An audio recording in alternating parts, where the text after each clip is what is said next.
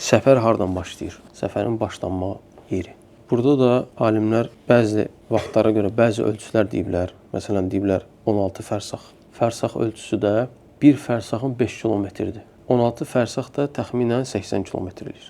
Və yaxud da 4 burd deyiblər. Burd da ölçü vahididir. Bir burdun 20 kilometrdir məsələn. Yenə 80 kilometrdir. Yəni hamısını hesablayanda 80 kilometr gəlir. Amma belə bir hədis yoxdur ki, Peyğəmbər sallallahu əleyhi və səlləm desin ki, 80 kilometrdən sonra səfər. Sadəcə olaraq hesablayıblar ümumi hədislərə görə. Məsələn, Peyğəmbər sallallahu əleyhi və səlləm deyib ki, Allaha və axirət gününə iman gətirən qadına bir gecə və gündüz öz məhrəmi olmadan səfər etməsi icazəli deyil.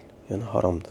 Ona görə qadının tək başına səfər etməməlidir. Buradakı bir gecə və gündüz artıq səfər adlandırdığına görə Peyğəmbər sallallahu əleyhi və səlləm, yəni bir günü 24 saatı səfər sayıb. 80 kilometrdə təxminən bir gün ərzində getmək olur. Ona görə o 80 kilometri oradan çıxardıblar. Amma əsl nədir? Əsl odur ki, yaşadığın şəhəri tərk eləmək.